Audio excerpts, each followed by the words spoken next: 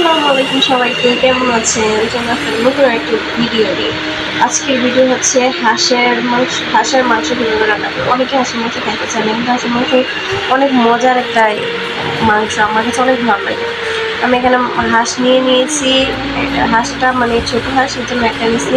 তারপর লবণ দিছি, পেঁয়াজ কুচি দিছি এখানে, তারপর লবণ দিছি, তারপর হলুদ মরিচ গুঁড়ো এগুলো দিছি, দিয়ে একটা মশলা দিছি। ওই মশলাটা আমি নিজে বানাইছি, তোমাদের যদি ওই মশলার রেসিপিটা লাগে অবশ্যই বলবো, আমি দিয়ে দিই। তারপর আদা রসুন আর পেঁয়াজ পেস্ট করে দিয়ে তারপর এগুলোকে ভালো করে মিক্স করে রেখেছি।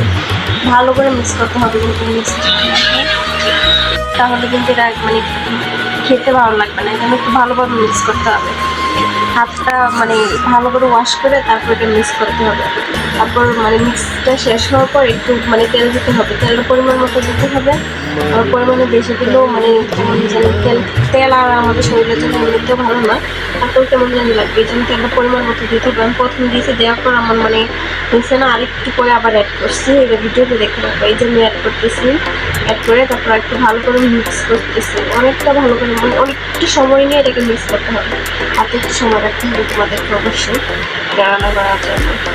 তারপর এটাকে আমি মানে একটু পানি দিয়ে মানে আমার হাতে যে মশলাটা লাগছে পানি দিয়ে মশলাটাকে এরকম করে দিয়ে ভালো করে একটু করে সেরে আমি যেভাবে করতেছি এভাবেই করে তোমরা। তারপর এভাবে করে তারপর আমি মানে চুলাতে বসাই দিচ্ছি। চুলাতে মানে বসাই দেওয়ার পর মানে এটা মানে ঢাকনা দিয়ে করে রাখতে হবে, ধোয়া দিয়ে রাখতে হবে। কিছুক্ষণ পর পর আবার সেটাকে মানে একটু নাড়াচাড়া দিয়ে দিতে হবে, আর সেটা সিদ্ধ হবে। তারপর মশলাটা হবে, তারপর একটু সময় লাগবে। মানে একটু পর পর সেটাকে একটু দেখতে হবে যেটাকে আপনি নিচেতে লাগতেছে। পরে আবার তোমার মানে পরিমাণ মতো পানি অ্যাড করতে হবে, অ্যাড করতে হবে।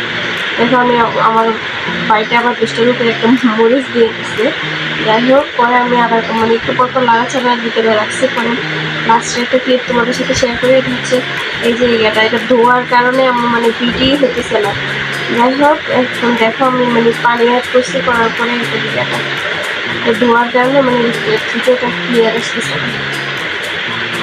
যাই হোক, পরে এটাকে এভাবে মানে তুলে সার্ভ করলেই হয়ে গেছে। এত মজা আজকের এই মানে হাঁসের মাংসটা তোমরা একবার মানে ট্রাই করো, আশা করি ভালো লাগে।